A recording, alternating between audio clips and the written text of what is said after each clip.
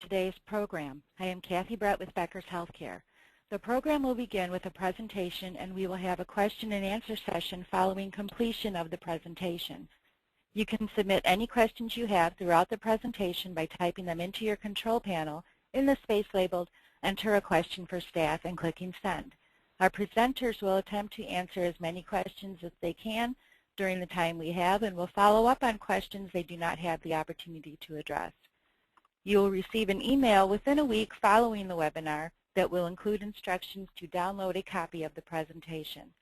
It is now my pleasure to turn the floor over to Scott Becker to begin today's presentation. Great. Thank you, Kathy, and thank you all for joining us today. We've got great presenters, and we're hoping for a fairly open-ended but useful discussion. Let me introduce briefly our presenters and ask them then to each say a couple of moments, a couple of thoughts about themselves. Let me briefly go through who our 6 presenters are. First, the head of Aetna Hospital Solutions, Debbie Lancey Talpos from Aetna. Aetna is one of the 4 largest payers in the country. Debbie heads up their efforts to work with hospitals. Second, we've got Gordon Mountford. Gordon is an executive vice president with Huron Healthcare. He oversees a team of about 1,000 different consultants that work with healthcare institutions. Third, Mark Madden. Mark works with B.E. Smith and is a senior vice president. His core efforts are helping hospitals to recruit CEOs, CFOs, and C-suite executives. And just in the changing world we have today, some of his thoughts on what's going on with those positions in terms of the amount of turnover, compensation, and new things that people are looking for. Next, we've got Greg Koonsman, who's one of the founders of VMG Health. VMG Health is one of the valuation firms that does a tremendous amount of valuation work with hospital-physician relationships as well as hospital transactions. Next, we've got Mike Carnes. Mike is CFO and co-founder and a Harvard Business School graduate of a firm called Regent Surgical Health. Regent's one of the leading surgery center companies in the country, and increasingly their portfolio of centers is largely built around hospital-physician joint ventures. Finally, Michael Perry, who's one of the founders of a company called Laser Spine Institute, and Michael's company throughout the country did 7,000 spine procedures last year. The spine is clearly an area of tremendous change and tremendous interest in terms of both looking at opportunities to possibly reduce the amount of spine procedures done in the country. Against that trend, Laser Spine is still enjoying tremendous growth and doing tremendous work. Let me start, Debbie, with you. If you could just give us a moment about yourself and then talk for a moment about what you see as the biggest opportunity and the biggest threat facing health systems that you work with today. Okay, thanks for the invitation to be here today, Scott. I'm Debbie Lancey Talpos from Aetna. I have a clinical background. I'm a registered nurse, and I work with a team of people at Aetna that work with healthcare organizations, including health systems, on their employee benefits. At Aetna, including our TPA subsidiary, we have almost 800,000 hospital employee medical lives under management. My team also works very closely with Aetna's Accountable Care Organization because so many of our health system customers are interested in piloting accountable care arrangements for their employees. This includes taking steps to understand the employee population, building high-performance networks for the employees that can be extended later to the community, and really collaborating for quality, cost, and safety improvements. Go ahead. I'm sorry, Debbie. In that context, where do you see hospitals moving quickly to adopt ACO-type concepts? How do they work with Aetna on those types of things? I was going to say that's really what I see as the, the greatest current opportunity for health systems as pressure continues really to mount for health systems and providers to deliver higher value care and accountability, really regardless of how you feel, how fast the transformation will occur in the delivery system. There's an opportunity now to reduce costs and improve quality and safety. So really, the opportunity now is to really embrace clinical integration and accountable care, and there's really a tremendous opportunity for high-performing provider systems, high-performing health systems to partner with a high-performing health plan, you know, to lower costs and improve quality and cost. So really, Aetna today is partnering and collaborating with health systems and provider groups across the country, you know, to deliver value-based accountable care today. We have... Debbie, do you see hospitals more effective in doing it for their own population than the general population, or how would you respond to that? I mean, we've certainly seen some systems that are way out in front of managing costs for their own employee population, but still living in a much more fee-for-service world with the general population they serve. Any thoughts on that? Yes, there's a lot of variability there. I would say that there's been a lot of work done by health systems on managing their Medicare risk populations, you know, effectively. And that population, having that population under management, for instance, we have 69 collaborations going on focused on Medicare lives right now and making sure that you know, that incentive reimbursement's available, that information is being used effectively. The employee lives, I would say many more hospitals are taking a look at that now as they're building the capability to manage risk and to do population health improvement. And for a large health system with a number of employees that are self-insured, there's no downside to increasing the quality of care and safety for those populations and also lowering costs. So I would say the focus on employee lives is relatively recent, but at the same time there are some health systems that have been out there on their employee lives and have really done you know, a great job. Aurora Health System in Wisconsin is a group that's been working with the employees for some time. Great. Thank you so much. And Greg Koonsman, the biggest opportunity and biggest threat to health systems today. Sure. Your thoughts. Scott, thank you very much for allowing me to participate with this great panel. You know, our background is in the transaction-related valuation. For the last almost 20 years now, we've been watching the health systems and other providers, you know, go about their strategic imperative. And, you know, over the last 4 years, as healthcare reform became more and more of a reality, you know, we saw that the opportunity and really strategic imperative was to become both vertically and horizontally bigger.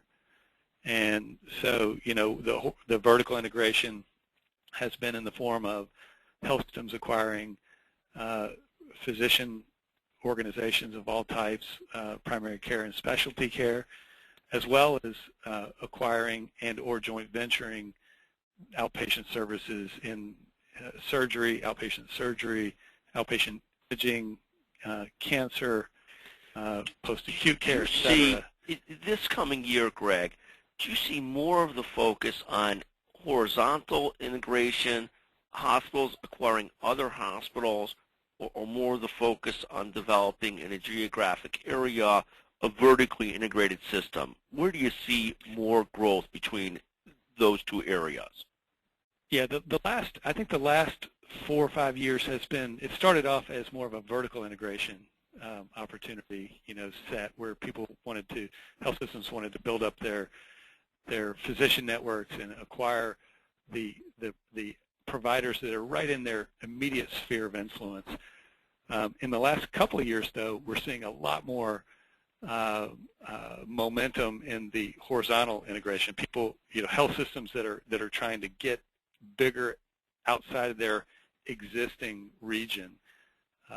It's been a bit of a challenge, though, because of the fact that health systems have such a high leverage rate. Health systems, generally speaking, according to our analysis, as a market, the health systems are probably 70 to 75% debt related to the total value of the enterprise, the health system enterprise. And so with that kind of leverage and the fact that the 80% of the market is not-for-profit, and so their only source of capital are the tax-exempt markets. And so what we're finding is that horizontal integration getting bigger is a challenge, a real challenge for health systems because of the access to capital. And, quite honestly, that's why we're seeing many more for-profit, not-for-profit joint ventures. Great. This is a very helpful starting point. Let me move it to Gordon.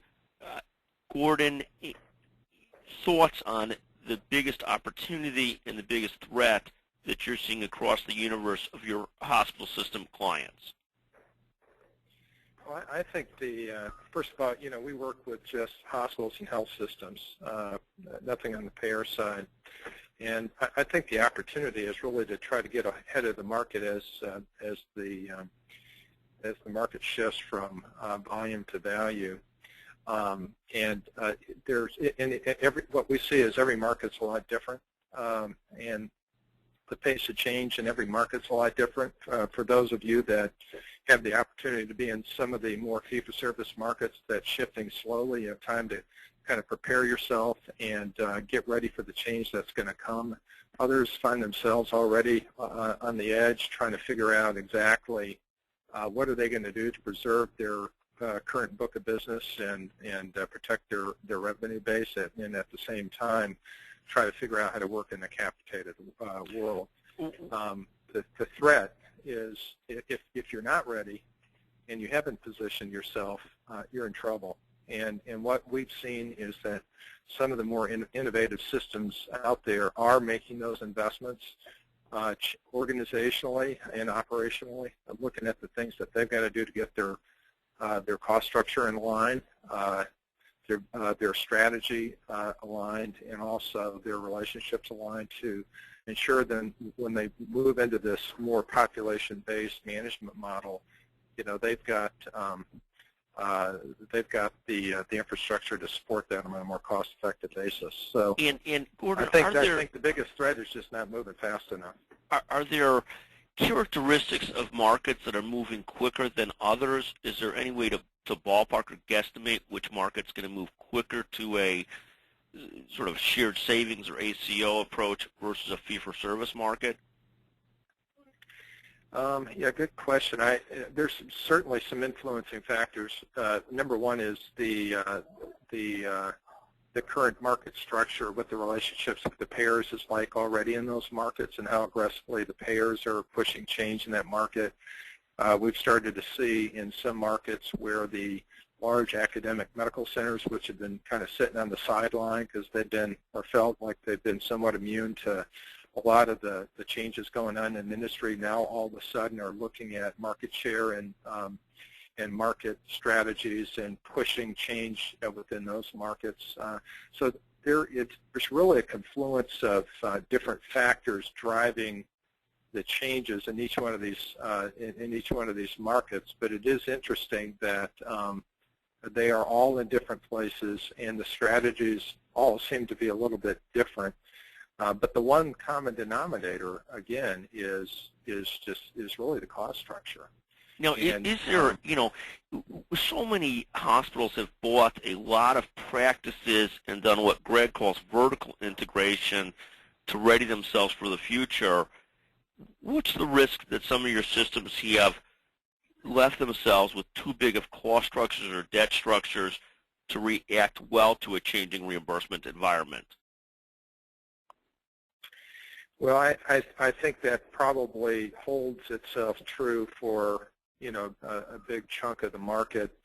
The horizontal evolution that we're seeing, it falls in the clinical transformation area, where how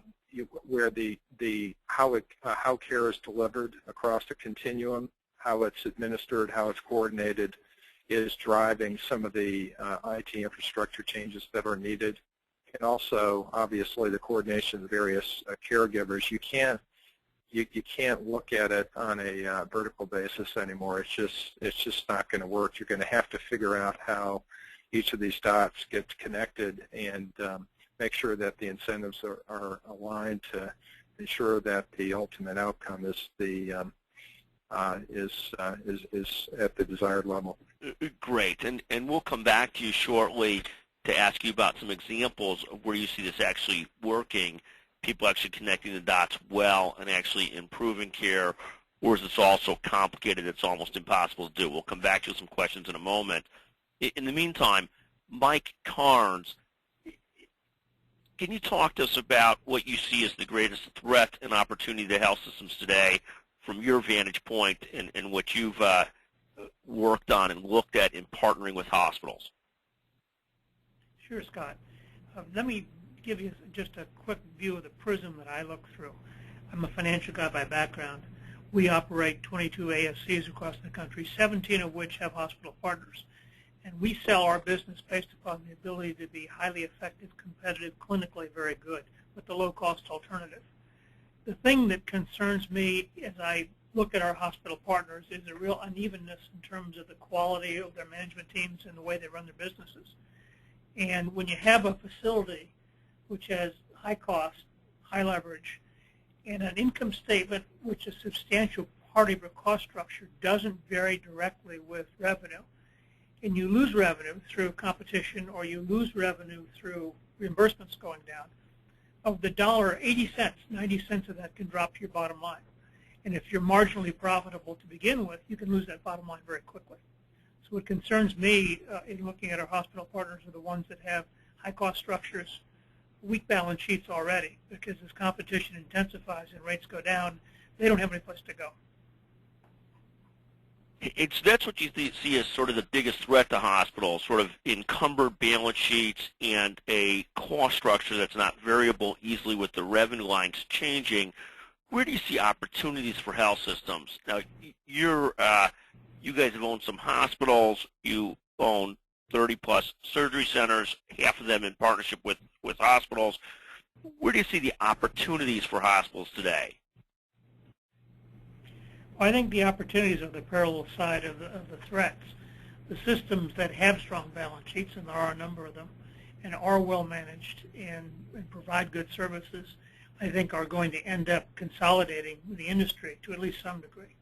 When I look at today's healthcare environment, it reminds me of the computer mainframe manufacturers of the 70s, when you had Control Data, Univac, Honeywell, Wang, IBM. Almost all of them are gone today.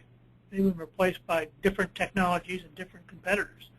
And I think the better systems are going to play a role like that and end up with a much higher market share. And let me move to Dr. Perry.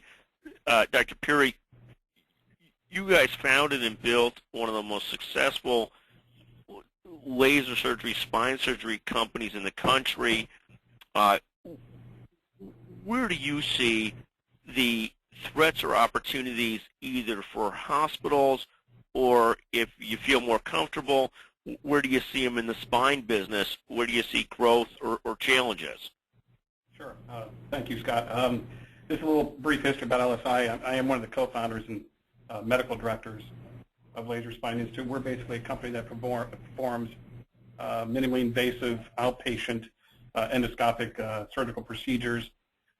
We treat conditions such as spinal stenosis, herniations, degenerative facet arthritis. We have facilities in Oklahoma, Tampa, Scottsdale, and Philadelphia, and we are just starting performing minimally invasive stabilizations, which are fusion cases in the cervical, lumbar, and thoracic spine here in Tampa in an outpatient facility. As far as opportunities, so we don't really work in a hospital base. It's all ambulatory surgery center. So from that perspective, as opportunities, I think, and I think everyone can agree to this, that more spine surgeries are tending towards outpatient facilities. I think people see the advantage of performing spine surgery in these types of settings. No hospital stay, costs are down, infection rates are lower because infection rates are inherently higher in a hospital setting. And of course, compatible outcomes certainly. And I see that as a great opportunity for us. As far as the hospital is concerned, that can also be not only an opportunity but a threat. Like has been mentioned, hospitals now are trying to align themselves with ASCs and purchasing ASCs close by or building on an ambulatory surgical center physically attached to the hospital. So that would be an opportunity, but also if it's not owned by the hospital system itself, then it obviously can be looked at as a threat. But my perspective from a threat, I wouldn't call it really more of a threat, but something to be concerned about is just the entire U.S. Healthcare system changes that are going to be coming down with Obamacare. I guess nobody really knows what's going to happen ultimately, but obviously in January of 2014 is when the system will take place, and we're kind of preparing ourselves for that. You know, we're trying to look at possible alignments with other healthcare organizations. Obviously, you know, the bigger you are, the larger number you have, the more power you have. That's something we're looking into. I also think that from an insurance perspective, you know, with the healthcare costs going up, reimbursement in ambulatory surgical centers may change. We're obviously going to have to adapt to that. And honestly, I think those are the biggest threats facing an ASC like ourselves. How much concern do you have over efforts by payers, you know, to try and reduce the use of spine surgery as a way to treat spine and back pain? How much concern do you have about concepts like payers using evidence-based medicine or tending to try and do things to discourage spine operations? I think that's great. I mean, I look at spine surgery as a last resort, you know, and, you know, we have people coming in all the time with, they've injured their back 3 weeks ago. Well, you know what, that's certainly not an indication for surgery unless there's some neurological deficit. So, you know, we tend to take people that have been in pain for a number of years, that have tried multiple conservative treatments, and when those fail and obviously their pain or symptoms are at a level that interferes with their daily activities, you know, then surgery might be an answer. But, you know, if we can treat, you know, back pain and herniated disc without surgery, I'm all for that. You know, I'd like to be one of the first people to say, but I put myself out of business if we could wave a magic wand and cure spine conditions. But unfortunately, in 2013, we don't. So we have to look at alternatives for treatment for people that are in chronic pain, that have conditions that are amenable to surgery, and then look at treating those conditions. Great. Let me move to Mark Madden. Mark, with all the changes in executive suites today, let me ask you the question. Are you seeing quicker turnover of the CEO spot, CFO spots in hospitals and health systems, or about the same pace as before? And how are all the changes in healthcare affecting the C-suite?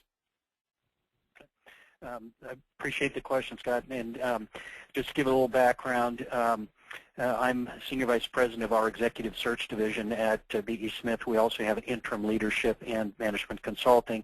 I've been doing healthcare executive search for 23 years. We have seen an increase in the turnover at that C-suite level, and what we found is it's being caused by a couple different things. One are retirements, and we're seeing those retirements are coming about for either because of age and people are ready, their portfolios look pretty good, they're going to retire. We've seen some C-suite folks that are retiring early than we anticipated because they have indicated they don't want to go through another major change in healthcare. They don't have the energy to go through it again, so they're leaving early.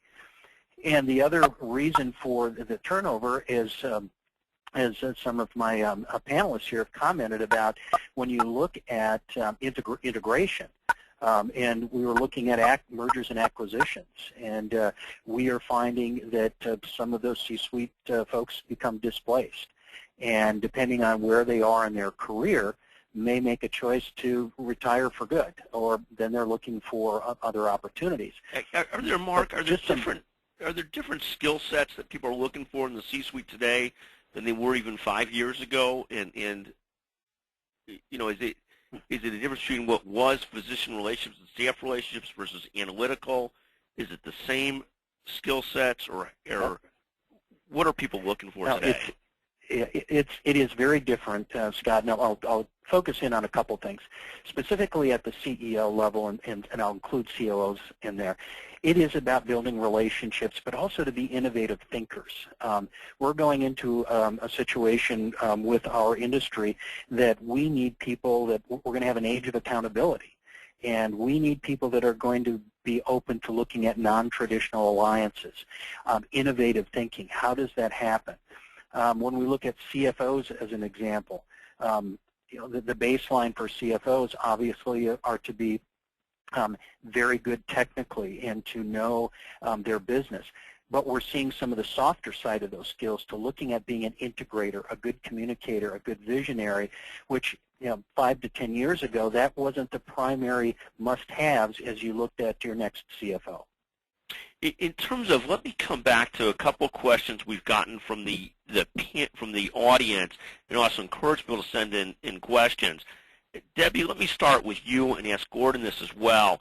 One of the questions is, you have insurers and systems trying to compete with some larger systems, such as the Kaiser model, is how it's referred to by our questioner. How does an Aetna work with a local hospital to be able to compete with, you know, a dominant hospital in the region? Is that in Gordon, how do you see some of your hospital clients responding to the fact that they're competing against a dominant hospital in their market? Debbie, can I start with you? Sure. I would say that, again, the Aetna vision is that we don't need to do the complete vertical integration and acquire the delivery system. You know, we're really looking to partner with high-performing providers, and, you know, all of the investments that we've made in care management and the ability to manage risk, you know, we want to bring that to the table with the delivery system. You know, frankly, there's a very significant amount of change that needs to be addressed in the healthcare system as a whole, and it doesn't feel like it has the answer on its own. By partnering with the delivery system, with providers, you know, bringing our technology to the table, you know, we think we're going to be able to compete very successfully that way. There was you know, a question, a comment earlier about which markets are, you know, the ideal markets to be working in. You know, it's really markets where competition is desirable. There are really many forces in the marketplace that are really pushing pricing to be more or less established. You know, most hospitals believe in the future they're going to have to survive on Medicare margins, so it does feel like either the market or the government is pushing for, you know, prices to be, you know, pretty narrowly set. So we're really focused on being able to deliver outcomes, to be able to deliver excellent service, and it really reminds me of the old Clinton healthcare reform proposal.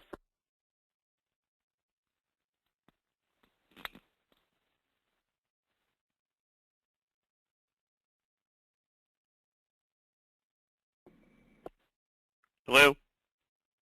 Hello. Hello, this is This Mark. Hey, Mark, did we just lose? Get up.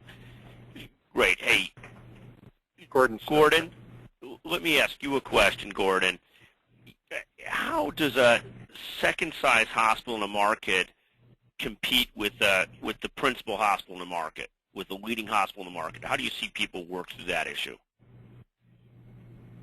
Well, that's a tough question. I think what you're starting to see are some new relationships formed, particularly in the second, third tier hospital community, where they're trying to figure out how they survive and this new age. Part of it is trying, like I wouldn't call Advocate a small system by any stance, but they are selective in the Chicago market, looking at some selective relationships with the payers. So the incentives are aligned appropriately to try to grab market share that they wouldn't have otherwise. It's not necessarily a Kaiser model, but it's certainly a model that aligns the incentives on both payer and provider side. In some of your other markets where you have smaller hospitals, community hospitals, are trying to figure out kind of where they fit in and how they're going to survive. I think it really takes many forms, from relationships with other health systems, affiliations, if you will, to new network strategies with their physicians. So I'm not sure there's a single answer here. I think it's going to come in many forms depending on what market you're in. Certainly. And Mike Carnes and Greg Koonsman, a question for you. What do you see as differences in alignment of physician practices or practice acquisitions in rural markets versus metropolitan markets? Do you see a difference in what's going on with practice acquisition or practice employment between metro and rural markets? Greg, can I start with you and then turn it to Mike? Sure. Scott, I think it somewhat depends upon how many health systems, hospitals or health systems are in those markets. So what we're finding is that if there is a competitive environment with more than one hospital in a market, and one of those hospitals decides they're going to either typically offensively start making acquisitions of physician practices, then by definition, other goes on the defensive. And so it's really market, whether you have this sort of high level of physician acquisition activity. Some markets are just now starting up in that area. But one of the concepts, been doing it for a while. But one of the concepts you note is that once one party in the neighborhood starts to acquire practices, then the other system almost has to, or has to figure out what their choice is going to be besides that strategy. But it's not necessarily metro versus urban. It can be heavy practice acquisitions in a suburban or rural area, as well as in a metropolitan area. Just really is market by market. Absolutely, it's really dependent upon how much competition there is in that market, as to what level the physician acquisition activities are at. Sure. And let me come back to Mike Carnes on a similar question.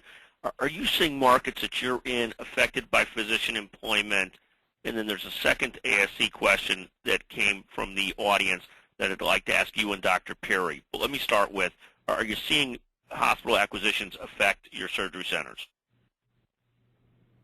The employment issue we faced, we've lost some doctors that we didn't want to lose. But in general, it hasn't been an issue we haven't been able to work around. I think it's market specific, and also is determined by the power that the physicians have in a market. If there's a lot of single practitioners or small practices, I think they're much more susceptible to these competitive pressures.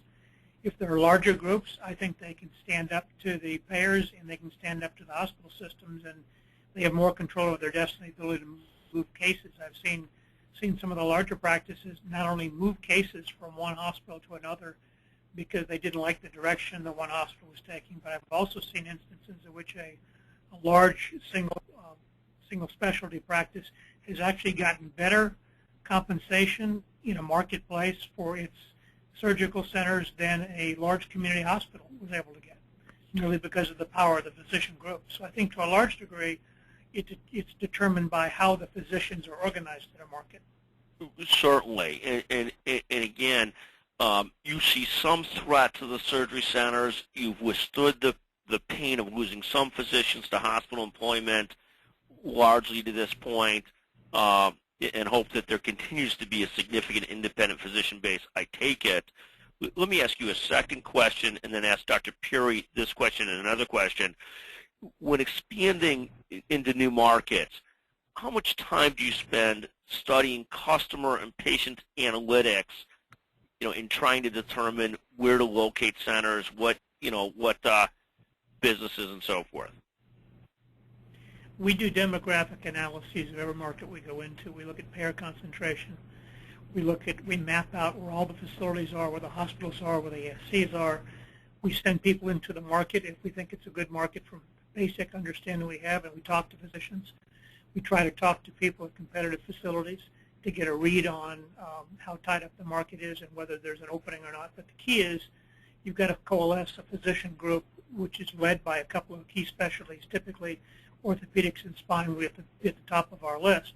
And if you can develop that right group, the leaders in that right group, then usually you can syndicate a facility.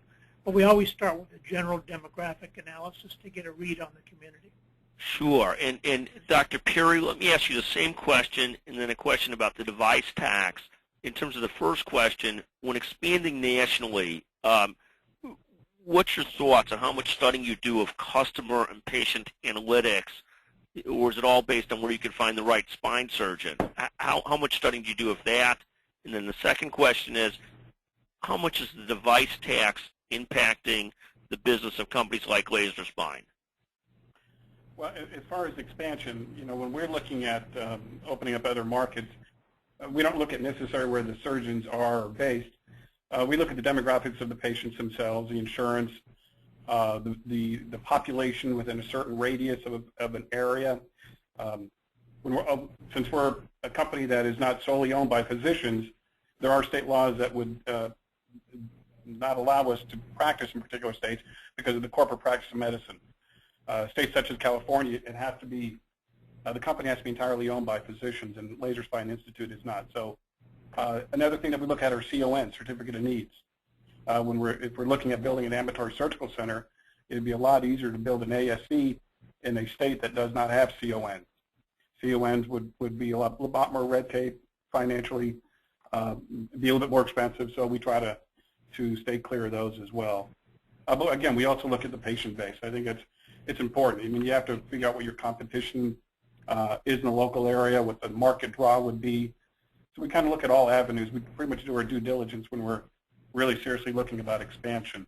And what about the device tax? Is that yet having an impact on what you folks do?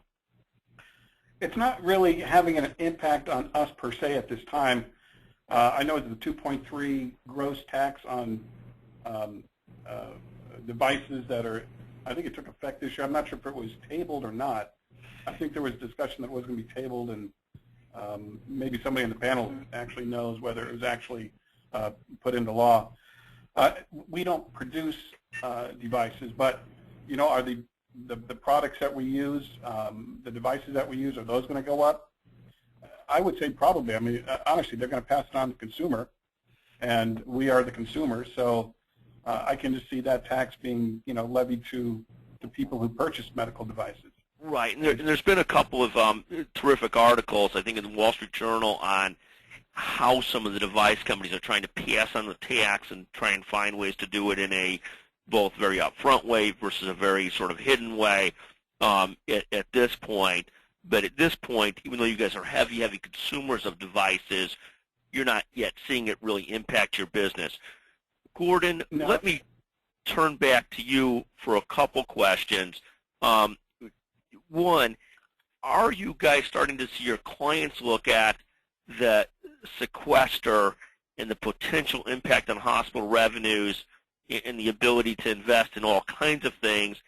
Has that been an issue itself, or separately, has reimbursement concerns led hospitals just generally to be more concerned about spending going forward?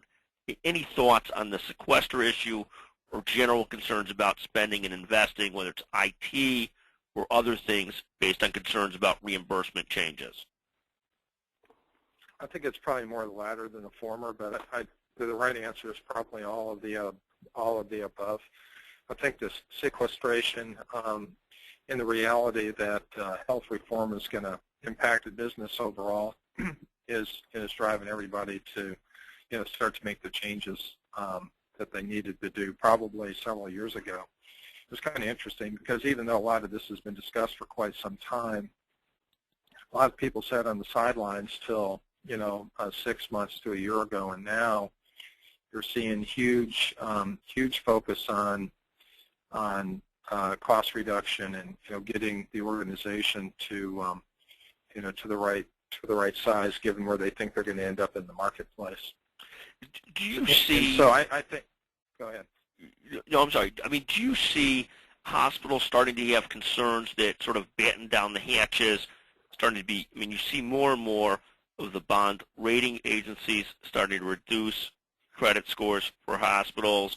You see more and more reports of hospital layoffs.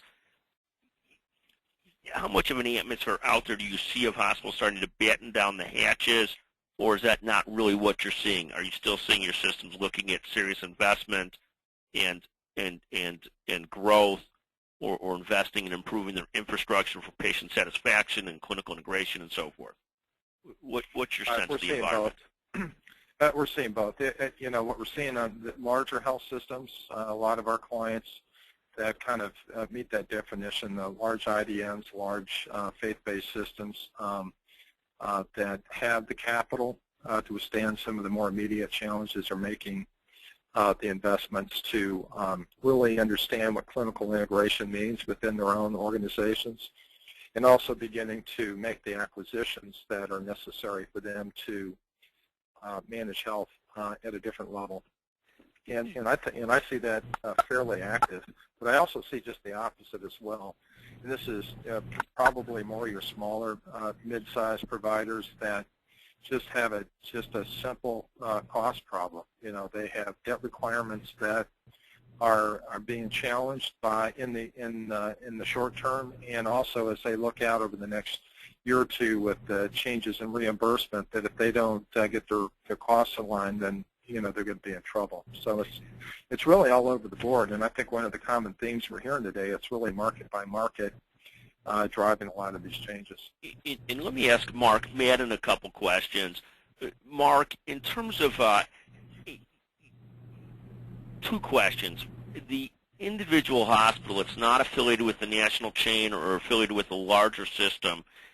How often do you get a panicked call from the board of directors saying we need to find a new CEO or CFO today or tomorrow? How often does that happen, and is that more prevalent today than it was a few years ago? What's your sense of the independent hospitals that are reliant on just their own talent pool for their individual hospital versus being part of a larger system? It has increased some over the past few years, and for a couple of different reasons. As all of the panelists have talked about today, is that as margins get tighter, as relationships are much more under the microscope, CEOs and CFOs specifically have much less margin for error. So when things that can go wrong, or they sense that things are not moving in the direction that they feel is going to be long-term for them, they make sudden decisions and leave. So we get those questions quite often. The difference that we have now is that in the past, when those board members would call and we talk about the kind of candidates we're going to be looking for, it's we want somebody that's going to be able to help us maintain our independence, and we're a freestanding hospital. That has changed fairly dramatically in that we would like to, but we also need to have someone that can think with a broader vision, is when would it be appropriate and what would be the right kind of opportunity for us, either as an alliance or to integrate with someone else. In how much of the M&A activity, and this is for Greg and for Mark, Greg Kunzman and Mark Madden, how much of the M&A activity are you seeing where a hospital is buying a hospital in a neighborhood adjacent to it versus a national chain, buying something in a completely different area than their core base? How much acquisition activity, horizontal integration activity is truly local or within, a couple counties versus very national? Mark or Greg, any perspectives on that question? Let me, Mark, have you comment on that first and then go to Greg. I would say that it's maybe 50-50. We do see a lot of activity local in that because they feel like they know that market. Now, the larger organizations, when you look at especially a couple of the large Catholic-sponsored organizations, then obviously we're seeing that in a much broader perspective nationally. And Greg, any thoughts on that? Are you seeing most of your stuff local, or are you seeing it quite national? Well, so anytime, one of these hospitals that's single-digit margin facility that's facing a lot of CapEx in the future and, uncertainty effectively goes for sale, we see the strong local players bidding for it, and we see for-profit system change bidding for it. But what the new entrant to the fray is are the large not-for-profit systems, kind of more like the national systems, the Trinity Ascensions, Dignities, CHIs of the world are now getting into that. And what's really interesting is that one can move very, very fast and has lots of capital from the for-profit providers, and one has a more limited ability to move quickly and pay up. And so, I think what I'm seeing is that the big not-for-profit national players are getting much more involved in the acquisition activity, and I think they're getting better at competing with the for-profit providers for deals. And how much of that activity you see, for example, over the last couple of years, a couple of the large private equity funds bought or funded hospital companies that bought large systems in Detroit and Boston, some other places. How much of the M&A activity is being funded by private equity and for-profit investors versus the not-for-profit investors like the Catholic Health Systems, the Dignities, et cetera? What's your breakdown of the two, Greg? Yeah, so I think all you have to do is go back to the bond markets and start doing some analysis on the bond markets, and you recognize that that with if you look into the future, the bond rating agencies have a very difficult time not seeing more headwinds than tailwinds for these systems, for these large systems. So the Dignity and CHI have in the last year had downgrade reductions in their bond rating, and so I think that's their challenge, is that the tax-exempt bond markets are not the greatest place right now for these systems. And so I think what we're seeing is that there's going to be much more activity with the for-profit, not-for-profit joint venture for an acquisition. So a health system says, look, we're 7 to 15 hospitals and we want to make the next acquisition, but we're not real comfortable going to the bond markets. Let's go find a partner to do that acquisition. And that's sort of the Duke LifePoint model, where you've put together a not-for-profit and a for-profit to acquire hospitals. That kind of model is an example of that. It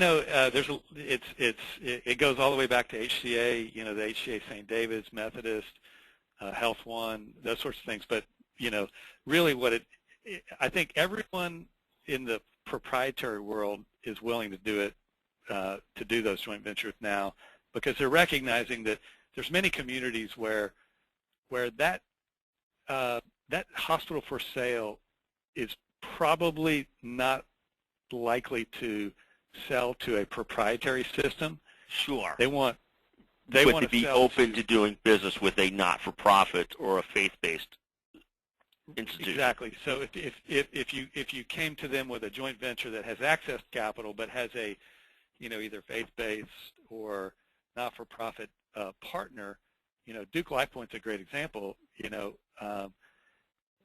Duke doesn't really own a big part of those deals. They just they own a very, very small piece of the deal, and then they get to provide their programs. But you're seeing a lot of, but you are seeing a lot of the for-profit, not-for-profit joint ventures recently announced an effort by Aurora and IASIS to do a similar type of concept. Yeah. Let me move it back to a couple questions we've received on patient satisfaction and ask Dr. Perry, Mike Carnes, and Gordon what they're seeing on patient satisfaction.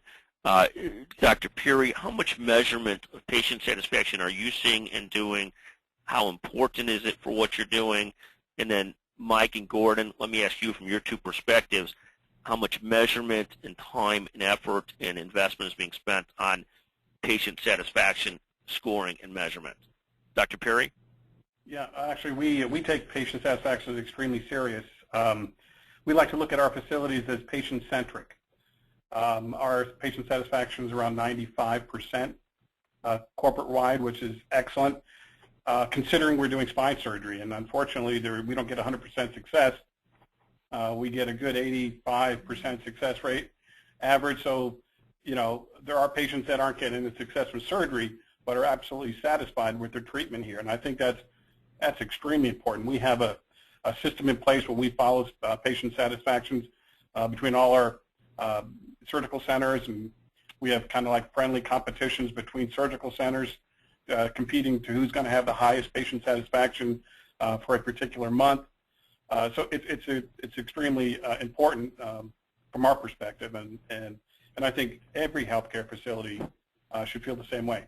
Great. Let me ask Kathy Brett a question very quickly. Kathy, are we going to get a hard stop at 2:15, or can we take a few more questions and go for a few more minutes for those that would like to stay on the phone? Scott, feel free to take a few more minutes if you need. Thank you very much. Mike, the same question for you and for Gordon. How much are you seeing in terms of your centers, or Gordon, in terms of your clients, spending more or less effort on patient satisfaction scoring? And then after you answer that question, let me start with you, Mike. I've got a few more questions that we've gotten from the audience that are terrific and interesting. Okay, the short answer is we do patient satisfaction surveys every month, and they're part of our board agendas on a consistent basis. We also survey our physicians for their satisfaction levels, and we survey our employees. And we monitor those not on a monthly basis, but typically the physicians twice a year and the employees twice a year. We feel that the physicians are as much as our customers as the patients are. It's important for us to survey them as well. So we take that very seriously. And Gordon, let me ask you the question on patient satisfaction measures. How much time is being spent by your clients in developing patient satisfaction measures or implementing the same? Well, I think a lot more than they used to, because a lot of the focus now is in really re-engaging the survey process around patient engagement and interaction, because these providers are going to have to create stickiness beyond anything they've had before. So really understanding what's expected to attract these patients on a more sustainable basis is going to be critical in this new, ACO type environment. Gotcha. And then Mark and Gordon, let me ask you a question, and let me just ask if Debbie was able to come back onto the call. Yes, I'm back. I'm not sure what happened to my phone connection. I apologize. No, thank you so much. Let me ask that one of the questions is, and this is an interesting question, are you seeing the decapitalization of healthcare? And Mark, you deal with lots of independent institutions. And we see this in terms of community hospitals being acquired. Often the Catholic system, usually we see it joining another Catholic institution. But Mark, any thoughts on this question, the decapitalization of healthcare? Is that any thoughts on that at all? In what you see institution to institution? As we look at this in the past, there was in our industry, we know it's been fairly traditional in the past, and so there's always been those traditional alliances, and we are seeing so many different changes, and that is one of them.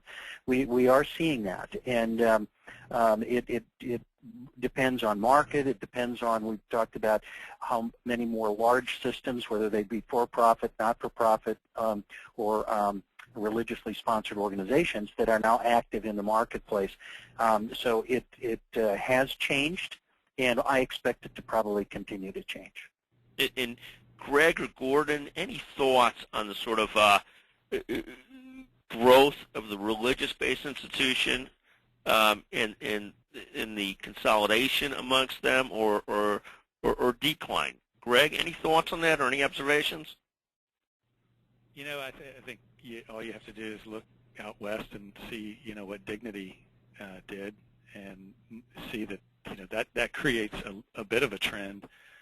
I believe that really the necessity to survive and thrive is going to outweigh anything. And so if you have a system that's a Catholic health system, and the best business course of action is to affiliate or sell or merge with a non-Catholic organization, I think you're going to see more of that. I believe those systems probably would prefer to stay within a Catholic organization, but they may not have a choice. It may not be the best business decision. And Gordon, surviving and thriving is important. Gordon, any thoughts of yours on that? The changing of systems and just the different amount of hospitals at play. Are you seeing growth in consolidation of the Catholic health systems, or a lessening of such? It's just an interesting question. We sort of see a lot of growth, a lot of consolidations of the great Catholic health systems, but I didn't know if anybody had a different take on it. Yeah, I'm not sure I have much more to add. I think what we're seeing today is what we're going to see more of, and not just CHE Trinity combinations, or some of the things going on out west. I mean, like the Peace Health CHI merger in the Pacific Northwest. I think we're going to just see more aggressive behavior around acquisition and mergers. Great, and thank you. And Debbie, your thoughts on hospital initiatives around patient satisfaction and value-based purchasing. How are hospitals actually attacking a couple of these issues? Well, first of all, with all of the work that we're doing with hospitals on population health improvement, patient satisfaction is really that third leg of the stool, the IHI, achieving the triple aim, lowering cost, improving quality, achieving patient satisfaction. So in all of our discussions, satisfaction and engagement is a critical component of what we're trying to do. I think that's something that we all learned from the failure of managed care during the late 80s and 90s, is that there wasn't really enough focus on patient satisfaction. So it's really critical to us. And as someone mentioned previously, in this current ACO environment, patient-centered medical home environment, where there's so much emphasis on capturing patients, engaging patients, outside of the benefit plan designs, like what was done with HMOs. Attribution models today are much looser and very key to getting incentive payments. So, I think it's incredibly important, and we're really looking at, all kinds of different ways to measure engagement and satisfaction. Great. And then, Mark, Madden, and each of you, we've got time for each person to give, one final thought on what they think is the most important thing for a health system to do right now. Let me start with Mark, and we'll go around the bend, and if everybody can limit their comments to about 30 seconds, and then we'll wrap up, is terrific. Mark, the most important thing a hospital system can do right now? Well, we're going into part of a time where the workforce is going to be evolving and changing. A lot of people are going to be leaving, and we've got multi-generational diversity, much more so than we've had in the previous 20 years. I see organizations that are going to be successful are those that are going to create environments that support high-performing workers and leaders, plus also generational diversity, and being able to identify those high performers and retain them long term, because there will be a war for talent as we see a shrinking in the available strong leaders and available at the mid and high levels of leadership within an organization. Great. And Dr. Perry, most important thing a health system can do tomorrow? I think it's patient satisfaction and just a patient-centric. Outcomes are extremely important. I think combining surgical outcomes with patient satisfactions, I think is what healthcare companies really need to start focusing in. And if we're going to be coming into a payer system that is going to be sending patients to more better outcome-based facilities, I think that's ultimately going to be a win-win. Gordon, most important thing a health system can do tomorrow? I think it's all been said already. Focus on the fundamentals, understand truly who your market is and where you're going to end up, and prepare yourself for that day when the last fee-for-service bill goes out the door. Debbie, your thoughts? I agree with some of the previous comments, in particular the idea of the focus on building a healthy, high-performing workforce, and would add to that, prepare for population health management now, get going early, and do whatever can be done to lower costs now, operating efficiency, reducing the cost of care, and eliminating practice variation. Mike Carnes? I'd add two things. Number one, treat your business as a business. When you're making capital decisions, expansion decisions, cost efficiencies, in the coming world, you have to treat it like a business. And secondly, treat your doctors as partners, not as the opposition. And that'll help both in recruitment and retainage. And Greg Koonsman, finally to yourself, and then we'll make a final comment. Yeah, I think everyone said it well. The big issue is going to be significant reduction in the cost structure of healthcare while maintaining patient satisfaction and not having a replay of the 90s where we tried reducing costs significantly, but it kind of backfired within the quality and patient satisfaction area. Thank you very much. I want to thank each of our panelists, Mark Madden of B.E. Smith, Gordon Mountford of Huron Healthcare, Debbie Lancey-Talpos of Aetna, Mike Perry, Laser Spine, Mike Carnes, Regent Surgical Health, and Greg Koonsman of VMG Health. From the audience, I'd love your feedback, a quick email on whether this kind of format with very different perspectives is useful or not, and whether helpful or not. I appreciate your listening in greatly. Finally, I'll make a 30-second note. We've got the annual meeting coming up May 9th to 11th. In terms of the capitalization of healthcare, we have Lou Holtz as one of the keynote speakers, but would love people to join us at that meeting. If you listened into the call and want to register, feel free. This is a reward for staying on to the very last minute. Take $150 off your registration and register as a listener to this webinar. Thank you, folks, very much for joining us. I appreciate so much the questions from the audience and the great panelists. Thank you, folks. We'll wrap up now. Thank you.